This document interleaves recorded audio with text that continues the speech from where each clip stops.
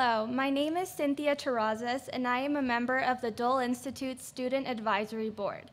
Welcome to the Dole Institute of Politics. The Dole Student Advisory Board is comprised of KU students committed to the bipartisan mission of the Dole Institute. Members of the SAB receive many great opportunities. If you are a student and would like to join, please contact the Dole Institute. If you enjoy this evening's program, please let us know by contacting us on Facebook, Twitter, or through our website's email. Hearing assistance is available, and we have a loop seating section at each program designated by a sign. If you have any questions about the loop, or if at any time during the program you have difficulty hearing, please alert one of our staff members or student volunteers. Before we begin tonight, I would like to remind you to please turn off your cell phones. After the interview, we will have some time for audience questions and answers. If you have a question, please raise your hand and a student helper with a microphone will come to you. Please stand if you are able and ask just one brief question. And now, please welcome Dr. Barbara Ballard.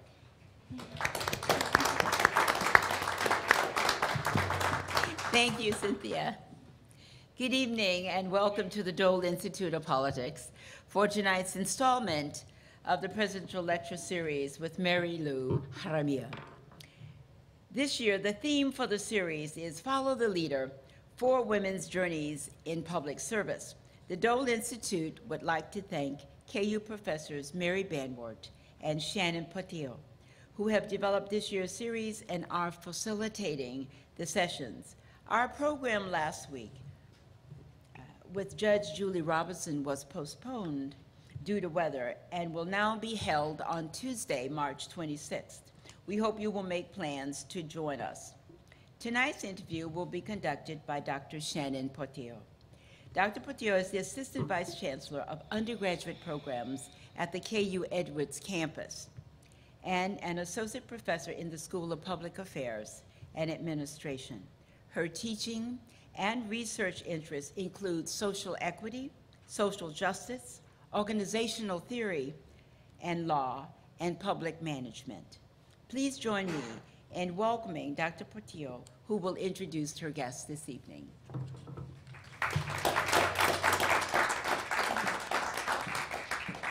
you, Dr. Ballard, and thank you so much to the Dole Institute for hosting us this evening. It's my honor to introduce Lou Jaramillo. Lou is a community volunteer residing in Merriam, Kansas. Lou's public service career spans over half a century, with much of her career focused on executive responsibilities for nonprofit human service organizations in the Kansas City area. Lou served as an executive director of Centro in Kansas City, Kansas, and the Mattie Rhoades Center in Kansas City, Missouri. Early in her career, she was employed at the University of Kansas Medical Center and Kansas State University in various administrative roles. Most recently, Lou was a consultant with Significant Matters, Inc., based in Olathe, Kansas, serving as a project consultant for the Olathe Latino Coalition from 2014 to 2016, and continued as a volunteer through 2018. Currently, Lou is on the board of directors for the Kansas Leadership Center, based in Wichita, Kansas, and the Francis Family Foundation in Kansas City, Missouri. Her public service involvement includes Johnson County Food Policy Council, the Johnson County Health Equity Network, the Johnson County K-State Master Food Volunteer Program, and Johnson County League of Women Voters. She is also the co-founder of Johnson County Latina Leadership Network, established in 2015. Lou, I'm really excited that you're here to share with us your public service journey, particularly the post-career public service journey. You've participated in quite a few ways in your community, but I want to go back to the beginning. So a question that I ask all of my students on the first night of class is, what did you want to be when you were 5 years old, and how did you end up here? Well, at 5 years old, I was not thinking about what I wanted to be. Fair. I was a happy child and was enjoying my friends in my neighborhood and having a good time playing and just enjoying life. That's and wonderful. I grew up in a neighborhood in Topeka, Kansas, right at 4th and Jefferson Street. And the neighborhood does not exist today, but it's a neighborhood that later in life I learned was called the Bottoms. And it was a neighborhood that existed from the Kansas River to about 6th Avenue, or 6th Street in Topeka. And as I said, the neighborhood does not exist anymore, but it was a place where I grew up, and it was a very diverse community, but was later at risk of losing the neighborhood through, which is a good thing, redevelopment. Yeah. So how did you decide, you've worked for quite a few social service agencies and nonprofits, how did you decide to get into that type of work? Well, it was answering a call, and 1986, I saw a very small advertisement back then in the Kansas City Star, before the internet. And I had already worked for about 15 or 16 years for the state of Kansas, either at Kansas State University or Kansas University Medical Center. And it was time for me to leave that, those institutions and that public service. I was wanting to be more involved in community-based organizations. So I responded to an ad for the Kansas City Minority Supplier Development Council. And it was an organization that only had one employee at the time, and they were looking for an executive assistant. And the purpose of the Minority Supplier Development Council was to support small businesses in Kansas City, improve their relationships with major corporations in Kansas City, and help them secure more business and improve their sales and longevity and sustainability. So that was my doubled first. the workforce in that particular organization. Yes, you could say so. And then what made you move on from there? Well, that was a nonprofit, and those 6 years that I spent there gave me an eye into, or a view into, how Kansas City and the business community and the civic community makes decisions. I was fortunate, I believe, since it was a small organization, we had a board of directors that included the who's who of Kansas City businesses. Names that many of you would recognize, names that support the institution at KU or the KU Medical Center. They were the CEOs, and many of them are still living. But I was able to sit at the same table they were sitting at. And I was their executive assistant that coordinated the meetings, helped our CEO or executive director develop programs. But for 6 years, I had a view into who was making decisions and how they made decisions in Kansas City, Missouri. And so from that, I could see and had experience in how nonprofits also operate and what their role was in civic engagement and community relations. So that's, eventually I responded to another ad.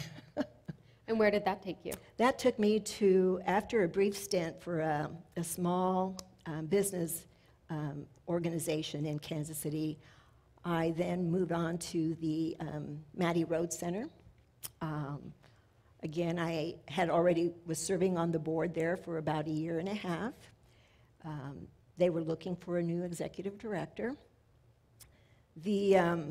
I went through the process, so I resigned from the board. I went through the process of applying, submitting my resume, and I would say I know that I was not the first choice. I wasn't even the second choice. I was the third choice. And all of that was revealed later. But it was an organization that I felt I could help. It was an organization that I felt I was ready for. But once I was in the position and was working for about 3 months, I thought, wow, there's more involved than I really thought. So it was a learning opportunity, but it was an organization, the Mattie Rhoades Center in the West Side neighborhood of Kansas City, Missouri, that I worked for as their executive director for about 12 years. Wow. So our lecture series is really focused on public service broadly conceived. Mm-hmm. And you've had quite a few experiences with public service over your career. How do you see public service playing out in the roles that you've had, and what's the importance of public service to you? Well, let me start by answering the role of public service to me. I would say that I was informed and I had excellent models. So my role models really go back to my parents. They were very engaged in the church in Topeka, Our Lady of Guadalupe. They were involved civically beyond the church community. My father was a member of the Legion, American Legion, but he was also a member and a forceful member in the American GI Forum. And for those who are not familiar with the American GI Forum, it was another veterans organization that was created after World War II when returning Mexican-American soldiers were not really embraced by the American Legion. And they were not receiving the benefits that other returning veterans were receiving. And so my father was a leader in the American GI Forum. And my mother at that time was also a leader. She probably didn't see herself as a leader, but she was, I think, a positive force in the women's auxiliary. And there was also a junior GI Forum aspect to the American GI Forum.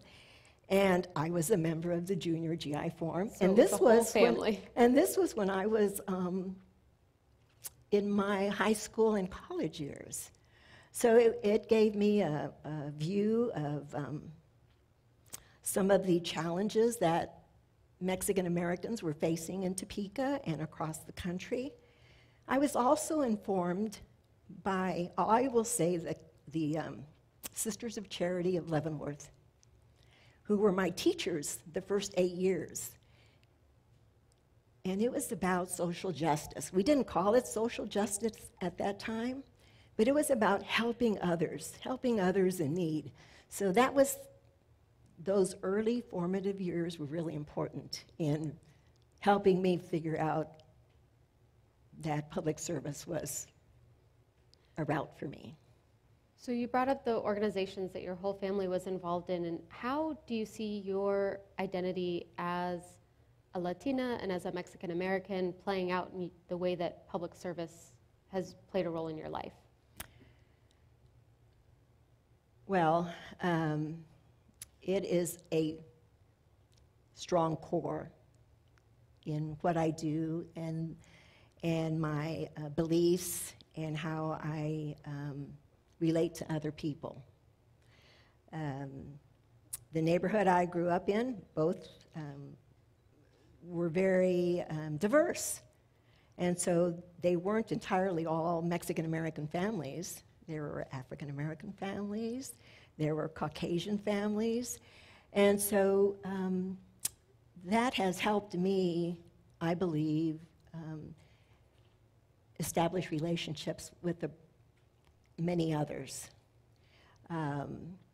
And it has also helped by being more focused on the needs of not just Mexican-American families, but now it's about Hispanic, the whole Hispanic umbrella, and it's a broad umbrella.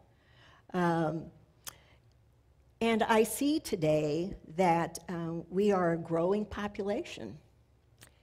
And just like other ethnic groups, so we're not unique, so to speak, we have many needs. I think there is an opportunity to be better understood. There are opportunities to be more civically engaged and opportunities to influence others. And so I keep that in mind as I decide where I want to be engaged. I think that sounds really important. In particular, you mentioned kind of an opportunity to be better understood. What do you mean by that, and what do you think the benefits are of being understood broadly?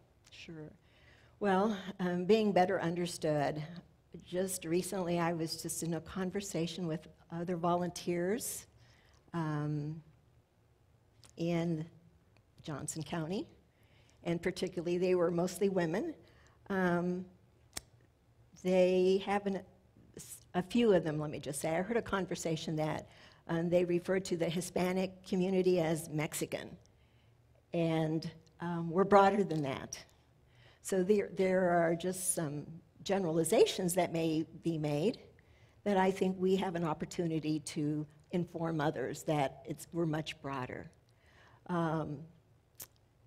There are also opportunities that may be opportunities to describe to others how we are making progress, but we still have more progress to make.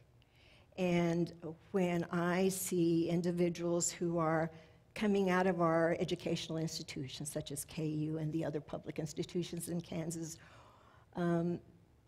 that are graduating with degrees and are now entering public service or corporate environments, that's an opportunity for showcasing. And sometimes I think, I know that sometimes we're invisible to the general population.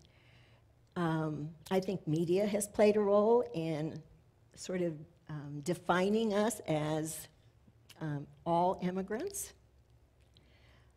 My grandparents came to this country shortly after the Mexican Revolution in 1912.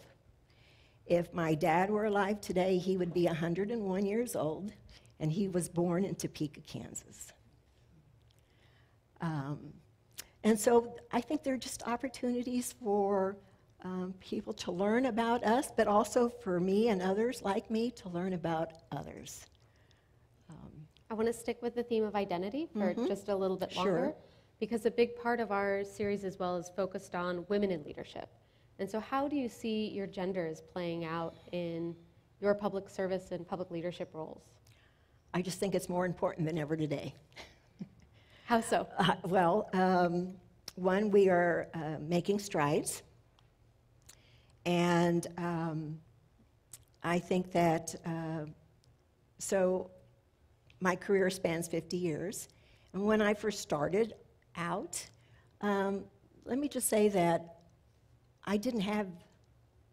my family did not have aspirations for me to go to college. And the first 3 children were all female. And it was really with the influence of a cousin who was about 5 or 6 years older than me, who was in law school. And I was in high school. And he's the one who said, you need to be thinking about college. And that little statement was all I needed to think about, well, what am I going to do? And as I got involved civically with student groups, at that time I was married and I was at Kansas State University. The Latino or the organizations for Hispanic students back then was mostly male-driven. So I have seen and been part of this evolution for more Latinas to be civically engaged. But I still think there are more, we have more progress to make. I will just say that a friend and I, her name is Mary Estrada, and she's with me tonight.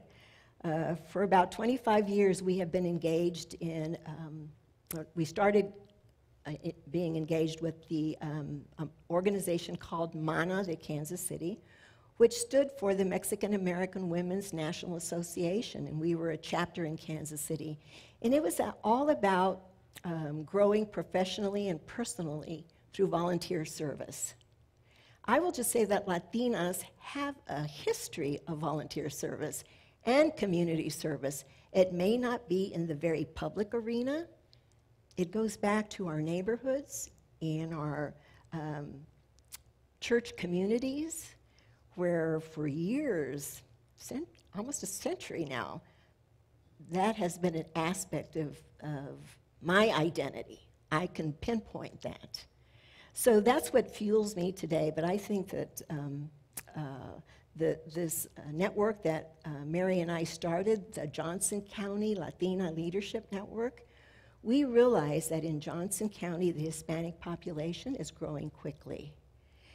And we don't have an organization that's grounded in Johnson County that might reach Latinas, whereas we have organizations in Kansas City, Kansas, and Kansas City, Missouri.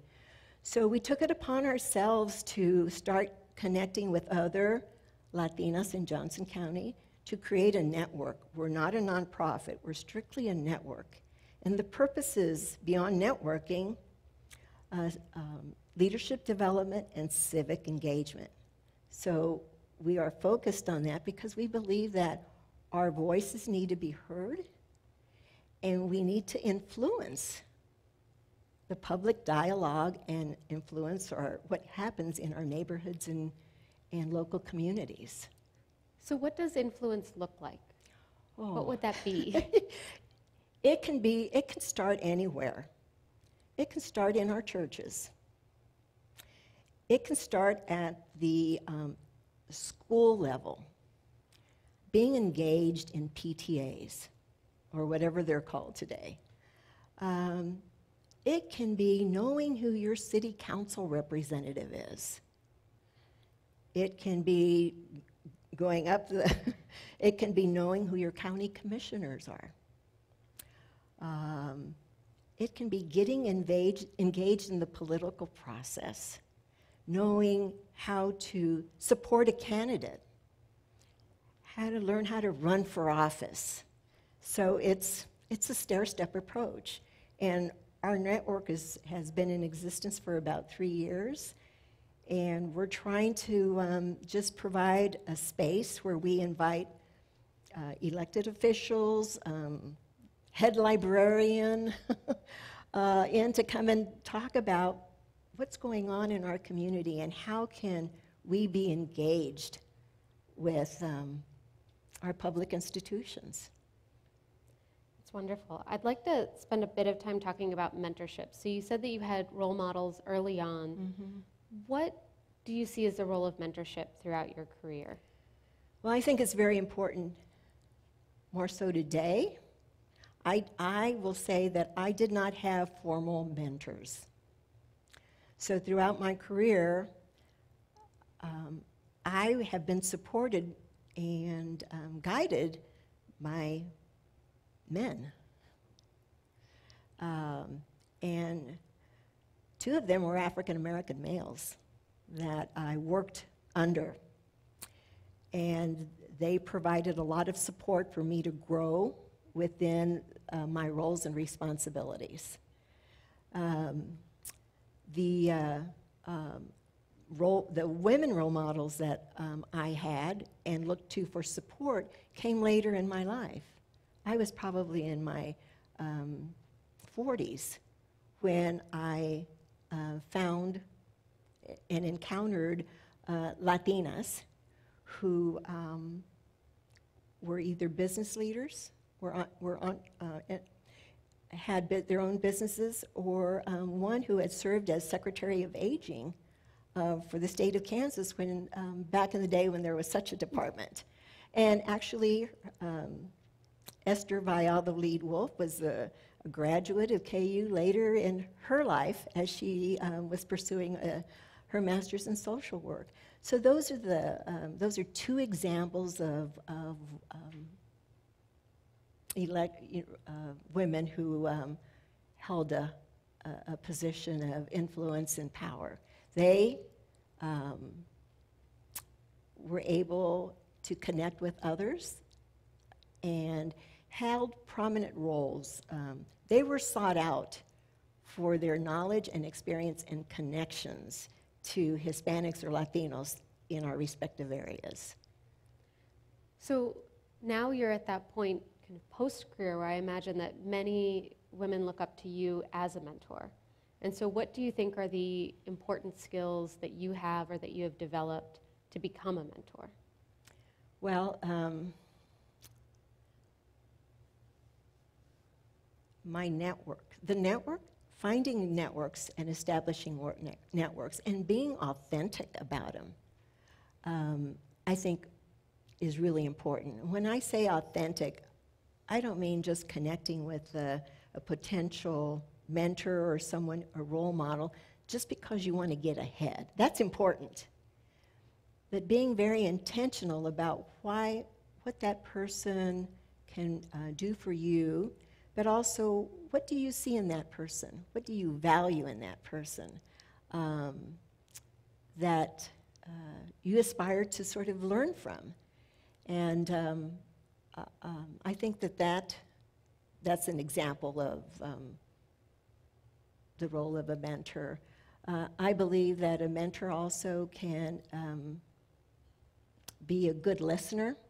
Not necessarily, it's not about telling you what to do, but helping you explore opportunities, and also to learn about, if you're in an institution as large as KU is, or you're in a company environment, understanding the culture or cultures of the organization so that you become more familiar with the expectations and how things operate, and hopefully chart a path to making progress and moving on in your career if you plan to stay there or move on.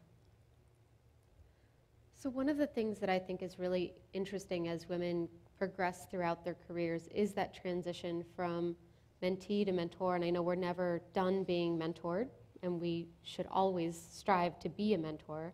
But how do we prepare women as they're going through their career to step into those mentoring roles? How do we prepare women to be strong mentors?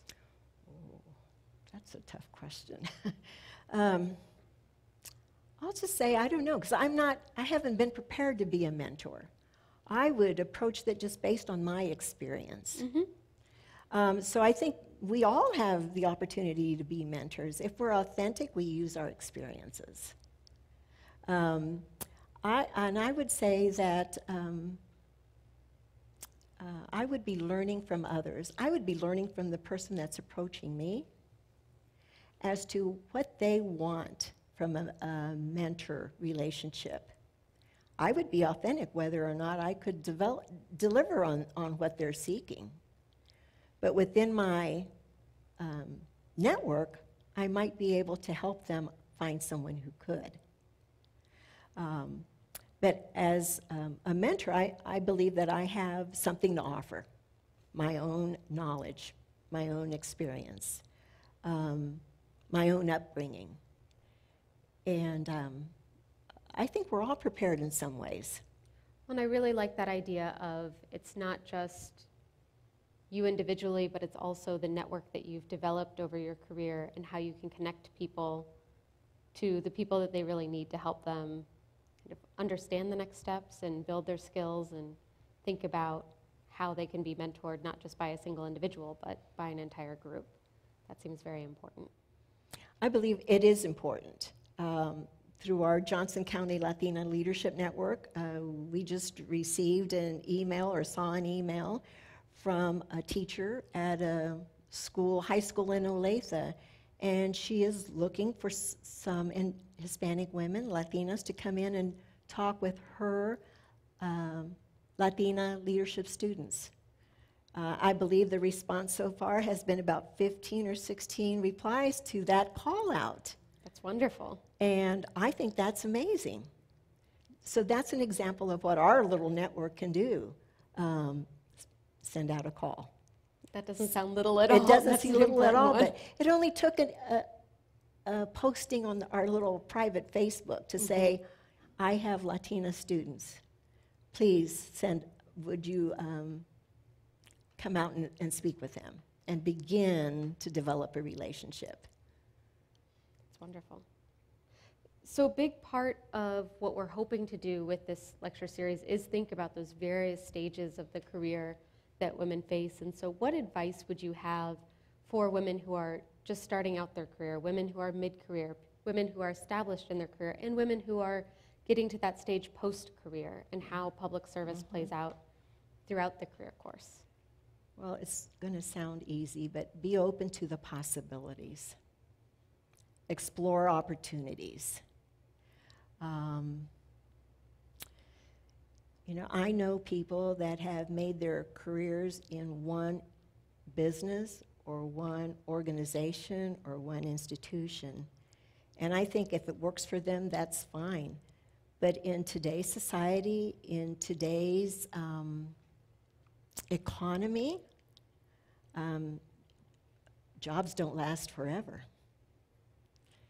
And so everyone has to be prepared for the next move. And so how do we prepare for the next move? And I think it goes back to, again, relationship building, exploring opportunities, be willing to take risk, be adaptable. Have the courage to try something new. Have the courage to take a risk. You've mentioned that idea of transition, and I know you've transitioned through a number of organizations throughout your career. How do you know when it's time to transition?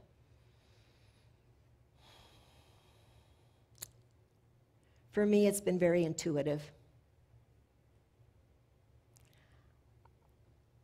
I feel it in my gut, and I feel it in my heart. You know, there are some milestones within an organization, and I'll speak about the two organizations that I spent some time with. 12 years in an organization as the executive director is a significant amount of time. And you know, when I can count some of the progress that was made at, I'll just say, the Mattie Rhoades Center, it was about developing a more professional cadre of Spanish-speaking bilingual therapists, LPCs or master's level social workers, being accredited, creating a Latino cultural arts center, even though it was small. We rented space, expanding into a new neighborhood. Those are significant, and I felt very positive about that. In addition to that, there was a young man that came on board, probably the last 8 years that I was executive director. We worked very closely. He was ready for a CEO or executive director position. And I believe firmly that if I had not moved into another position, he would have decided to have left and gotten somewhere else. I really believe that our community needed him at that time to be hopefully the next executive director of the Mattie Rhoades Center. He's still there. That organization is now accredited nationally. They are now building a new arts center. So planting seeds, I think, for the development of others. And I just saw that and I thought, it's okay, I can move on. And things have worked out. I think that sounds wonderful, that idea of making sure that you're preparing the generation to come after you and thinking about that succession planning in public service, Yes. of how do we prepare those coming after us to lead as well. Mm-hmm. That's an important piece of mentorship. Yes. I want to make sure that we have a lot of time for our audience to ask questions as well. So I'll give you an opportunity if you have any last pieces of advice before we throw it open to questions. Do you have anything left to tell us, and then we'll let the audience take it away? You know, I think there are just opportunities for many bright and students who want to have a role in public service. I think that many of them may be first generation attending college, and I was an example of the first generation. I think many of them should be embraced by others and provide them examples, and even say, come along with me to an event or a meeting. Help them with introductions. I think those are opportunities. I love that idea of bringing people along as you lead. Thank you very much for our conversation today, and I want to open it up to questions.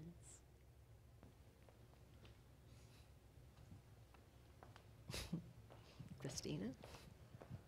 Hi there. I saw you are on the Johnson County Food Policy Council, and I actually recently myself am a new member of the Douglas County Food Policy Council as of a week ago. So, and we had our first retreat yesterday, and I learned about some of the really interesting projects that they have going on here in Douglas County, centered around the Latinx community, including working with culturally specific grocery stores and looking at domestic workers potentially with the Food Policy Council. And so I just wondered, how have your experiences and your identity shaped what you bring to the Johnson County Food Policy Council? Well, thank you for your question. The Johnson County Food Policy Council is relatively new. We're in our third year, I believe. The first year and a half or 2 years, we're really in our, shaping the Food Policy Council. The Food Policy Council has not zeroed in on a particular population yet.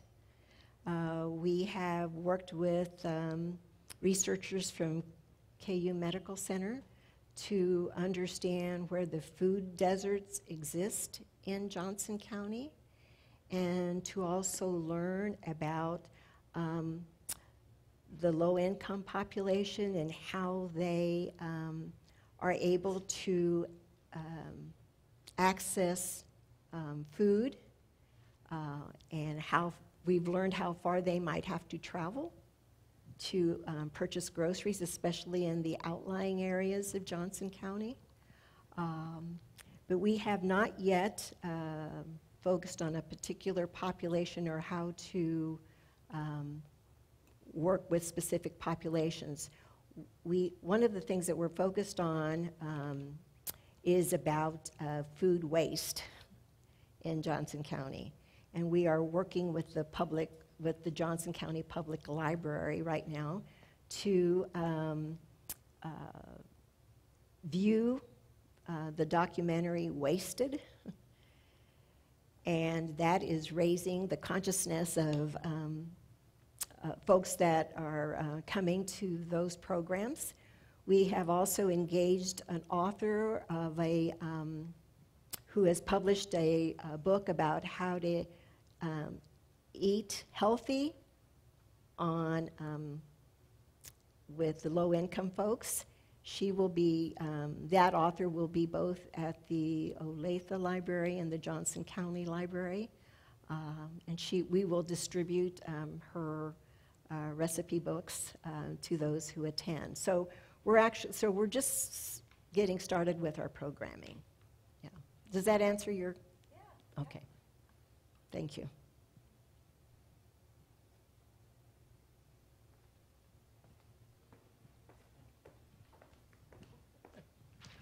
Well, first, I want to thank you for all your years of service. I know you've done a lot for a lot of people for a long time. I've kind of been on the sidelines watching the things you've done over the years, and very much appreciate it. I know you've had a big impact on a lot of people over the time. Thank you. Just one thing I'd like to make a comment about mentoring, leadership. I feel like the Latina women are very much naturals for that position because, you know, when I watched like the organizations, for instance, like GI Forum. You know, the males, we're sitting there talking about all these ideas of things that need to be done. Well, you want the work done. It was the women who always, you know, carried things through and did the actual work, and you rolled up their sleeves and got after it. Another reason I think that they're very much naturals for it is that, like you talked about, the values, the core values that you learned at home, you know, that were very important to you, and the work ethic and things. And I think that natural inclination, the natural trait to want to help others and, you know, take care of others is, you know, it helps with the, you know, wanting to mentor and lead. And I think that's, so I think females are a lot better than males at mentoring, even though the males probably think that we're better at it, more natural, but I think it's the opposite, actually. I watched, you know, I like my tias, my own mom, my tias, my wife, you know, people who would, and I just see those things where they can have an impact on a lot of people. And another question I wanted to ask. It seems like over the last 2 or 3 years, whatever, maybe longer, there's been we're starting to get very divisive here in this country, and it seems like the Hispanic population is kind of the scapegoats, and it's gotten to the point, where the Mexican Americans or the Latinos that are here now are almost have a not the good feelings towards the more recent immigrants, even and the undocumented. And I think a lot of that is sentiment that we're getting from leadership, across the country. And I want to know, what are the things that we can do as individuals to try to, stop or slow down some of that divisiveness that seems to be happening right now? Well, let me, before I answer that question, I want to go back to the things you said about the Hispanic women. And I heard you talk about those examples, it reminded me of the role my mother played in 2 instances. One was the Topeka fiestas that have been going on at Our Lady Guadalupe Church for now 75 years or so. I recall my mother pulling together, most likely my aunts, my tias, to help her make 500 tostadas for the fiesta for one night. That's an example of being organized and mobilizing others to do things.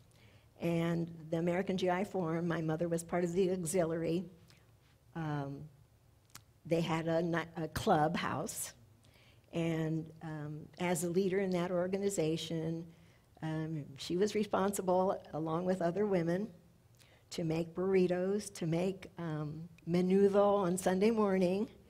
And those sales, the proceeds from those sales went to support scholarships for Mexican American or Latino students coming out of Topeka. And that's an example of making a difference, I believe. Now, going back to the divisiveness and the rhetoric today, I believe we all have a role to play. When we hear it, even in our own neighborhoods or in the public arena, are we silent? Do we remain complicit? Or do we have the courage to speak up and say, I disagree with you? Let me tell you about my experiences. As I said, my grandparents came over 100 years ago. I don't know how they came across. My sense is they walked or they took a train, but most likely they walked from Mexico. My mother was born in Ponca City, Oklahoma. I'm curious, were my grandparents on my mother's side living there for a year or two? Or was that just where my grandmother had to deliver? And then they made their way. So I think we all have a responsibility to not be silent.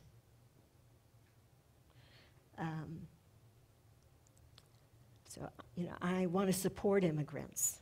I believe there's a role for them. But I also believe in securing our borders. But I think there are smart ways to secure our borders. Thank you for your question.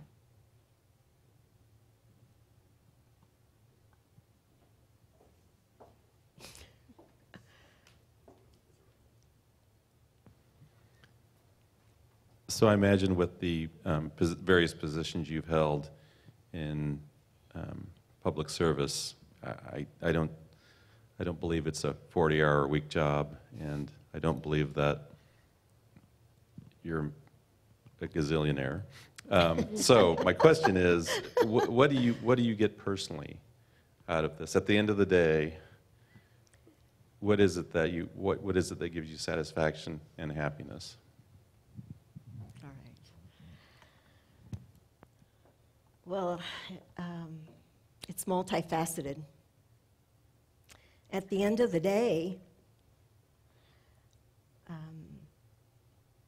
I have two sons who have benefited from not just my work, but even the journey that my grandparents took, and the legacy they lived. But also at the end of the day, let me just say, it's about knowing that someone has become or learning to become civically engaged. It's about working on someone's campaign, and they were successful in getting elected to the Kansas legislature, to representing us in Congress. It's about feeling like I've motivated or mobilized others to do some hard work. And I'll just say, as a board member of the Kansas Leadership Center, I'm an ambassador for helping others to explore some leadership opportunities through the Leadership Center. Learning about the competencies and how to manage ourselves and become confident in being engaged in the civic arena.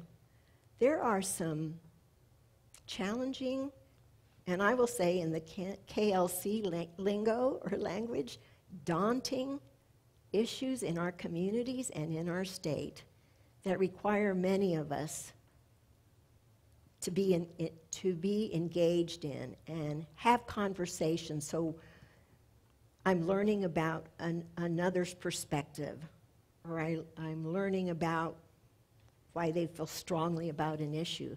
But it's also my responsibility, and I hope others who go through the Leadership Center, to learn how to find their voice.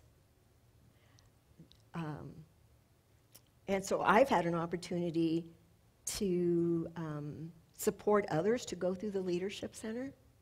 And I'm excited that today in Kansas City, Kansas, there are 2 Latinas from our network who are going through that first course.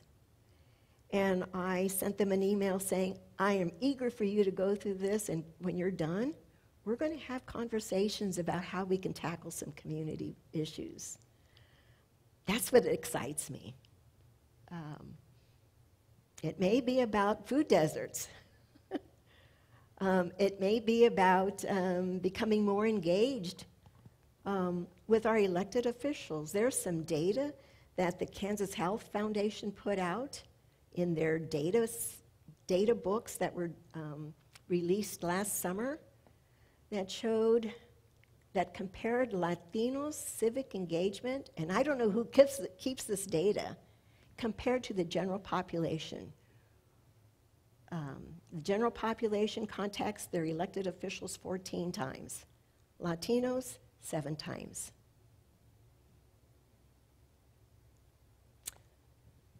Those are opportunities. What's holding us back? What's holding us back? So when I see some progress, that's what excites me. Yeah.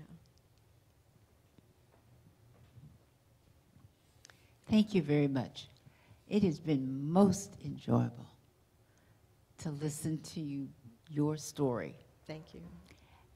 I have lots of questions, but I'm only going to focus on one. It's a question I ask a lot when I'm doing a workshop. Who would you choose to have dinner with, living or dead? Oh, gosh. And why?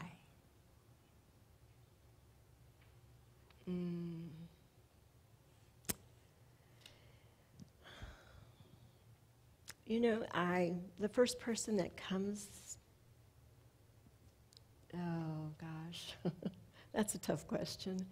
I would say that there is a woman who is deceased, and she grew up and had her business.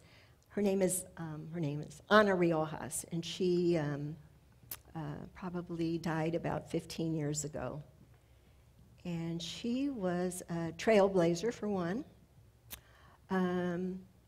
She was also a strong advocate for her community. And I would like to have a conversation with her about the progress made. Those of us who are still on this earth and had encounters with her, were related to her, are we measuring up? Have we made progress? I would like to have that discussion with her. Thank you.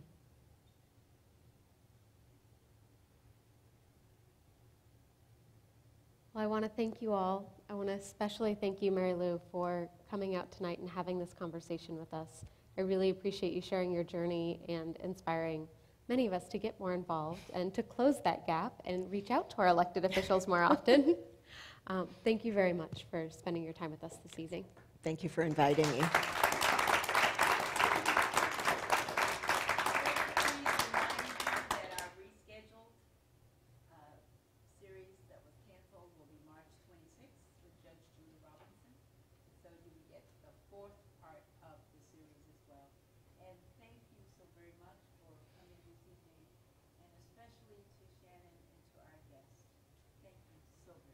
Thank you. Thank you.